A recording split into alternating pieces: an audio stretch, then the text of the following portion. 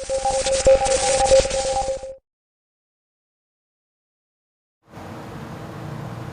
दोस्तों, कैसे हैं आप सब। स्वागत है आपका GS by SK sir classes में।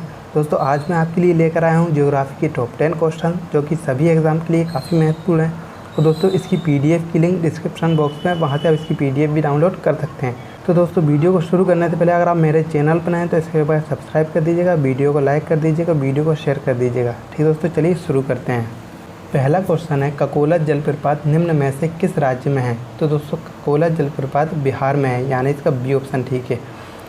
बिहार में ककोला जलप्रपात स्थित है। ठीक है दोस्तों। अच्छा ये है किस नदी पर। तो दोस्तों ये लोहबर नदी पर है। किस नदी पर है, लोहबर नदी पर। अच्छा अगर मध्य प्रदेश की बात करें तो मध्य प्रदेश में धुआंधार जलप्रपात है। कौन सा जलप्रपात है, धुआंधार जलप्रपात। और किस नदी पर है, तो नर्मदा नदी पर है। अगर हम कर्नाटक की बात करें तो दोस्तों कर्नाटक में जोगगरसोप्पा जलप्रपात है। कौन सा जलप्रपात है, जोगगरसोप्पा जलप्रपात। और ये किस नदी पर है, तो दोस्तों ये है शरावती नदी पर। किस नदी पर है, शरावती नदी पर।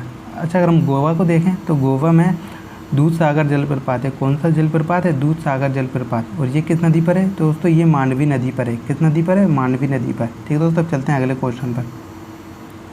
अगला क्वेश्चन है, निम्न में से कौन सी देशांतर रेखा भारतीय मानक समय को निर्धारित करती है। तो दोस्तों भारतीय मानक समय को निर्धारित करती है 82.5 डिग्री ईस्ट, यानी इसका डी ऑप्शन ठीक है। 82.5 डिग्री पूर्वी देशांतर रेखा भारतीय मानक समय को निर्धारित करती है। अगर हम इस मैप में देखें तो दोस्तों भारत के ठीक बीच से आपको एक रेड कलर की लाइन दिख रही होगी। यही 82.5 डिग्री पूर्वी देशांतर रेखा है जो कि भारतीय मानक समय को निर्धारित करती है। अच्छा ये कहाँ से गुजरती है, तो दोस्तों ये प्रयागराज के नैनी से गुजरती है। और ये कुल 5 राज्यों से होकर गुजरती है। कौन कौन से 5 राज्य हैं, तो दोस्तों उत्तर प्रदेश, मध्य प्रदेश, छत्तीसगढ़, उड़ीसा और आंध्र प्रदेश से 82.5 डिग्री पूर्वी देशांतर रेखा गुजरती है। ठीक है दोस्तों, अब चलते हैं अगले क्वेश्चन पर। अगला क्वेश्चन है, निम्न में से किस नदी पर नागार्जुन सागर बांध बना है। तो दोस्तों नागार्जुन सागर बांध कृष्णा नदी पर बना है, यानी इसका बी ऑप्शन ठीक है। कृष्णा नदी पर नागार्जुन सागर बांध बना है। अगर हम चंबल नदी की बात करें तो दोस्तों चंबल नदी पे गांधी सागर बांध बना है। कौन सा बांध बना है, गांधी सागर बांध। और ये कहाँ पर बना है, तो ये मध्य प्रदेश में बना है। अगर हम सतलज नदी की बात करें तो दोस्तों सतलज नदी पर भाखड़ा नागल बहुउद्देश्य परियोजना है। कहाँ पर है, तो पंजाब में है। अच्छा अगर हम कोसी नदी की बात करें तो कोसी नदी से एक क्वेश्चन पूछा जाता है कि बिहार का शोक किस नदी को कहा जाता है। तो आप याद रखिएगा कि बिहार का शोक कोसी नदी को कहा जाता है। किस नदी को कहा जाता है, कोसी नदी को। ठीक है दोस्तों, अब चलते हैं अगले क्वेश्चन पर।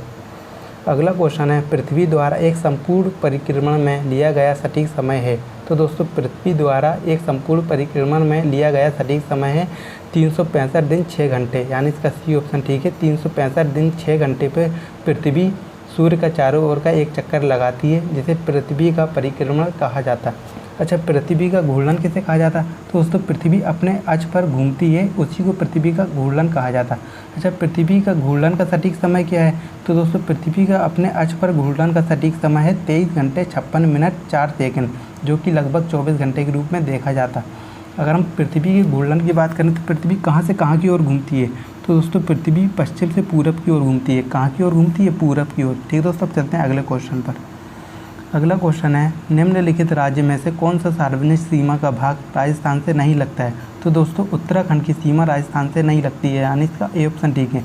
अगर हम इस मैप में देखें तो हरियाणा की सीमा राजस्थान से लग रही, पंजाब की सीमा भी राजस्थान से लग रही, उत्तर प्रदेश की सीमा भी राजस्थान से लग रही, लेकिन उत्तराखंड की सीमा राजस्थान से नहीं लग रही। और इसके अतिरिक्त अगर हम देखें तो मध्य प्रदेश और गुजरात की सीमा भी राजस्थान से लगती है, यानी कुल 5 राज्यों की सीमा राजस्थान से लगती है, लेकिन उत्तराखंड की सीमा राजस्थान से नहीं लगती। ठीक है दोस्तों, अब चलते हैं अगले क्वेश्चन पर। अगला क्वेश्चन है, डोगरी किस राज्य की आम भाषा है। तो दोस्तों डोगरी जम्मू कश्मीर की आम भाषा है, यानी इसका डी ऑप्शन ठीक है। जम्मू कश्मीर में बोली जाने वाली आम भाषा है डोगरी। ठीक है दोस्तों, अब चलते हैं अगले क्वेश्चन पर। अगला क्वेश्चन है, बैरोमीटर पठन में होने वाली अचानक गिरावट क्या दर्शाती है। तो दोस्तों बैरोमीटर पठन में होने वाली अचानक गिरावट दर्शाती है आंधी को, यानी इसका बी ऑप्शन दी है। अब आप सोच रहे होंगे सर बैरोमीटर क्या होता है। तो दोस्तों बैरोमीटर वायुदाब मापने का एक यंत्र है। क्या है, वायुदाब मापने का यंत्र। अब इस बैरोमीटर में देख रहे होंगे कि ये एक स्केल है, और ये जब अचानक गिर जाती यानी कि लोअर पे आ जाती तो आंधी आने की आशंका जताई जाती। ठीक है दोस्तों, अब चलते हैं अगले क्वेश्चन पर। अगला क्वेश्चन है, भारत के किस राज्य में सोयालकुची वस्त्र उद्यान स्थित है। तो दोस्तों सोयालकुची वस्त्र उद्यान असम में स्थित है, यानी इसका सी ऑप्शन ठीक है। असम के सोयालकुची में सोयालकुची वस्त्र उद्यान स्थित है। अगर हम महाराष्ट्र की बात करें तो दोस्तों महाराष्ट्र के मुंबई में भारत का सबसे बड़ा सूती वस्त्र उद्योग स्थित है। और अगर हम गुजरात की बात करें तो दोस्तों गुजरात के अहमदाबाद में भारत का दूसरा सबसे बड़ा सूती वस्त्र उद्योग है और इसीलिए अहमदाबाद को भारत का मैनचेस्टर भी कहा जाता है, ठीक है दोस्तों। और अगर हम उत्तर प्रदेश के देखें तो उत्तर प्रदेश का कानपुर सूती वस्त्र उद्योग के लिए प्रसिद्ध है और कानपुर को उत्तर भारत का मैनचेस्टर कहा जाता है। याद रखिएगा, अगर पूरे भारत की बात आए कि भारत का मैनचेस्टर किसे कहा जाता है तो अहमदाबाद को कहा जाता है। अगर सिर्फ उत्तर भारत का पूछा जाए कि उत्तर भारत का मैनचेस्टर किसे कहा जाता है तो कानपुर को कहा जाता है, ठीक है दोस्तों। अब चलते हैं अगले क्वेश्चन पर।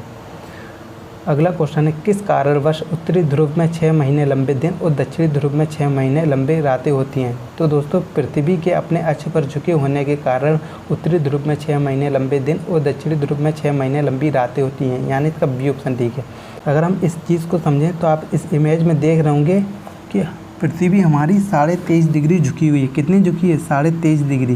तो दोस्तों पृथ्वी 23.5 डिग्री झुकी हुई है तो दोस्तों सूर्य का प्रकाश पृथ्वी के उत्तरी ध्रुव में नहीं पड़ेगा बल्कि दक्षिणी ध्रुव में पड़ेगा। और जब पृथ्वी यहाँ आएगी, जब भी सूर्य का प्रकाश पृथ्वी के दक्षिणी ध्रुव में पड़ेगा, उत्तरी ध्रुव में नहीं पड़ेगा। लेकिन जब 6 महीने बाद पृथ्वी आधा चक्कर लगाएगी यानी कि यहाँ आएगी, तब सूर्य का प्रकाश उत्तरी ध्रुव में पड़ेगा, ना कि दक्षिणी ध्रुव में, ठीक है। ये क्यों होता है? तो ये पृथ्वी के अपने अक्ष पर झुके होने के कारण होता है। अगर आपको इसको डिटेल में समझना है तो मैंने इसके ऊपर एक डिटेल में वीडियो बना रखी है, लिंक डिस्क्रिप्शन बॉक्स में, वहाँ से आप जाकर देख सकते हैं, ठीक है दोस्तों। अब चलते हैं अगले क्वेश्चन पर।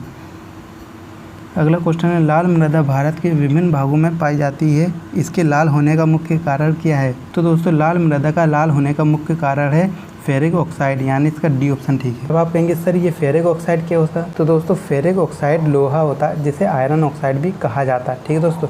अगर हम लाल मृदा की बात करें तो ये भारत के विभिन्न क्षेत्रों में पाई जाती है। अगर मुख्य रूप से देखें तो झारखंड, उड़ीसा, पश्चिम बंगाल, मध्य प्रदेश, तेलंगाना और उत्तर प्रदेश के बुंदेलखंड वाले क्षेत्र में लाल मृदा पाई जाती है। अच्छा, लाल मृदा किसकी फसल के लिए फेमस है? तो दोस्तों बाजरा की फसल के लिए फेमस है लाल मृदा, ठीक है दोस्तों। अगर हम काली मृदा की बात करें तो ये जो आपको क्षेत्र दिख रहा होगा, ये दक्कन का पठार वाला एरिया है, यहीं पर काली मृदा पाई जाती है। अगर मुख्य रूप से बात करें तो महाराष्ट्र में सबसे ज़्यादा काली मृदा पाई जाती है। और किसकी खेती के लिए प्रसिद्ध है? तो कपास की खेती के लिए प्रसिद्ध है। अच्छा, काली मृदा बनती कैसे? तो दोस्तों ज्वालामुखी विस्फोट से उत्पन्न लावे से इसका निर्माण होता है। किससे होता है? ज्वालामुखी जो विस्फोट होता है ना, उससे जो लावा उत्पन्न होता है वो जब जम जाता है तो काली मिट्टी का निर्माण होता है। अच्छा, काली मिट्टी का काला रंग किसके कारण होता है? तो दोस्तों काली मृदा का काला रंग टिटेनी फेरस मैग्नेसाइट के कारण होता है। किसके कारण होता है? टिटेनी फेरस मैग्नेसाइट के कारण, ठीक है दोस्तों। अगर हम जलोढ़ मृदा की बात करें तो जो उत्तर भारत वाला क्षेत्र, नदियों के आसपास का जो क्षेत्र है, वहाँ जलोढ़ मृदा सबसे अधिक पाई जाती है, ठीक है दोस्तों। आई होप आपको ये वीडियो पसंद आई हो, कमेंट बॉक्स में बताइएगा ज़रूर। अगर आपको ये वीडियो पसंद आई हो तो दोस्तों वीडियो को लाइक कर दीजिएगा, वीडियो शेयर कर दीजिएगा। अगर आप मेरे चैनल पर नए हैं तो इसके एक बार सब्सक्राइब कर दीजिएगा, ठीक है दोस्तों। मिलते हैं अगली वीडियो के साथ। Goodbye, take care.